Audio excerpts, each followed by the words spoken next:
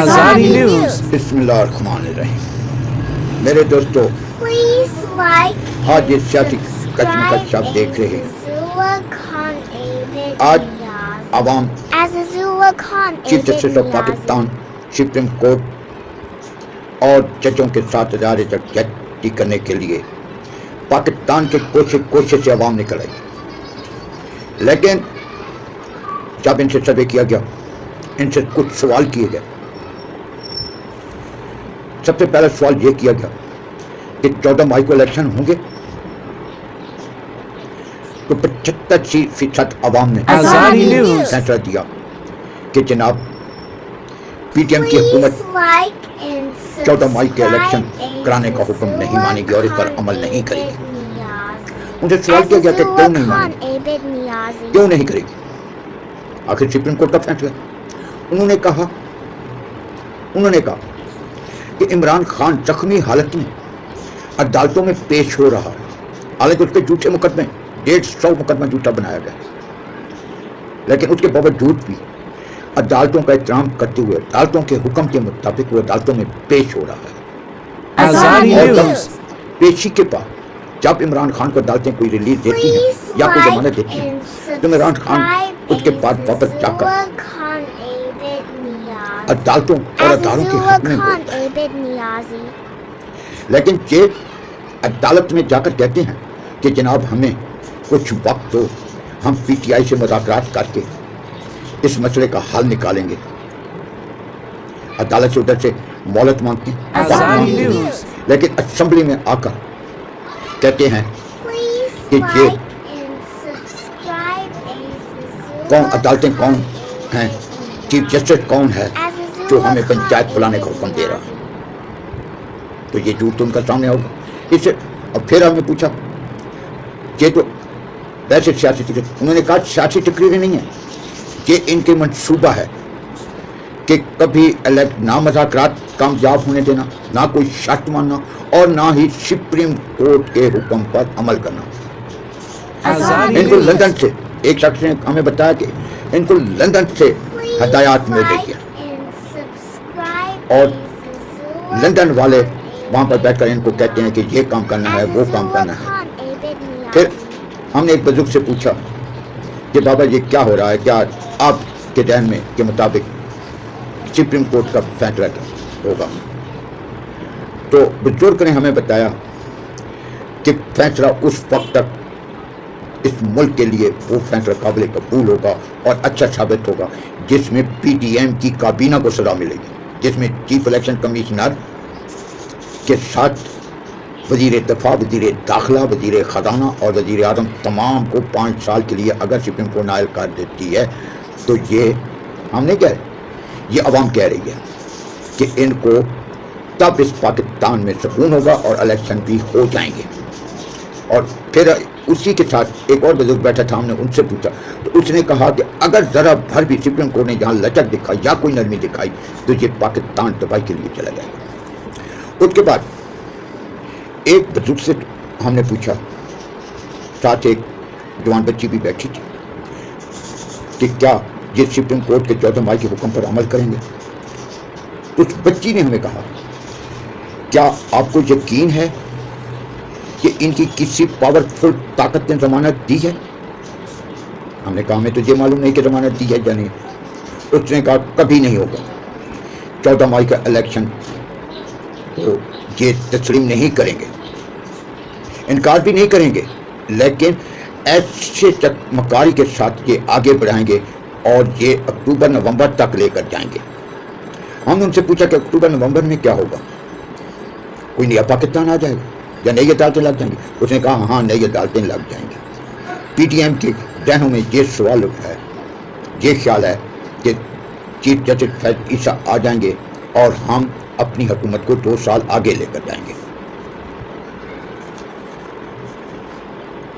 उसके बाद एक सवाल और हमने किया एक बच्चे से, उसने वो कोई FA का स्टूडेंट था, उसने जवाब दिया बहुत गहरा शोर के साथ। उसने कहा कि ये 14 मई के इलेक्शन सुप्रीम कोर्ट के हुक्म की खिलाफवर्जी नहीं करेंगे, ये मान लेंगे لیکن سپریم کورٹ کو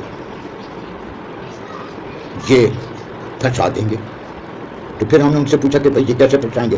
تو اس نے کہا کہ سپریم کورٹ میں جب 14 مئی کا الیکشن کا اعلان کرے تو یہ کہیں گے کہ جناب ہم نے تو کمپین کرنی ہے, ہمارے کینڈیڈیٹ ابھی تک عوام کی عدالت میں نہیں گئی, نہ کوئی جلسہ کیا. عمران خان کو پی ٹی آئی تو روزانہ جلسے کر رہی ہے جس طریقے سے انہوں نے اپنا ووٹ بینک قائم رکھا ہوا ہے, اور ہم تو ابھی تک قید بھی نہیں ہیں.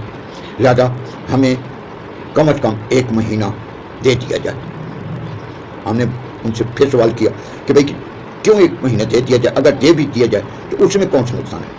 اس نے کہا بہت نقصان ہے. ہم نے کہا وہ کیسے؟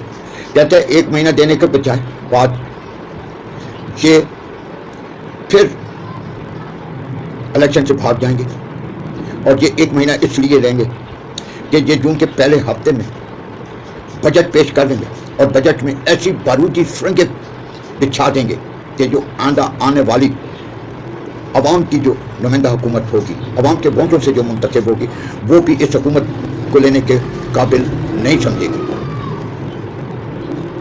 کیونکہ جب خزانہ خالی ہوگا, تنخواہوں کے پیسے نہیں ہوں گے, یہ مہنگائی 75% تک مہنگائی لے جائیں گے, بجلی کے ریٹ بڑھا کر چلے جائیں گے, ڈیزل ریٹ بڑھا کر چلے جائیں گے.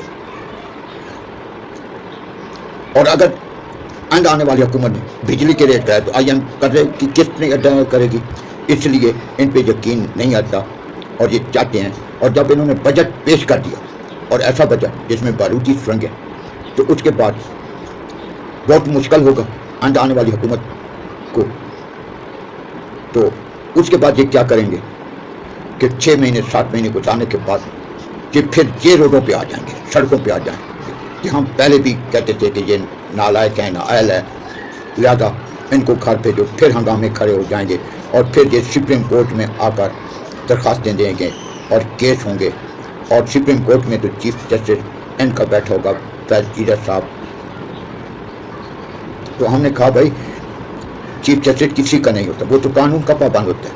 اس نے کہا کہ قانون کا پابند ہوتا ہے, وہ ہمیں بھی معلوم ہے, لیکن ان کے ذہنوں میں ہے, کیونکہ ان کو جو سزا ہو رہی ہے انہی کی وجہ سے نہیں ہو رہی. تو اس لیے میرے دوستو دعا کرو کہ پاکستان ایسے جو گہرے کنویں میں گر گیا ہے اس سے بحفاظت باہر نکل آئے, ورنہ پی ڈی ایم کی حکومت نے جس کنویں میں ڈالا ہے وہاں سے پاکستان کا نکلنا بہت مشکل ہے.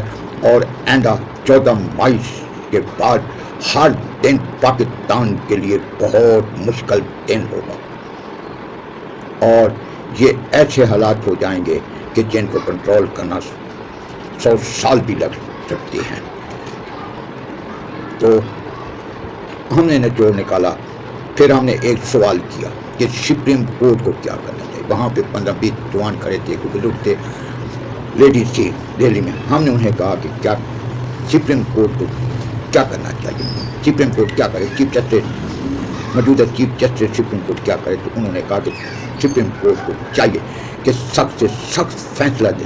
سب نے جب طوفانوں کا یہی جواب دیا کہ سخت سے سخت سزا دے, اور ان کو بعض لوگوں نے 5 سال کا, اور بعض لوگوں نے کہا کہ تاحیات ان کو نااہل قرار دے.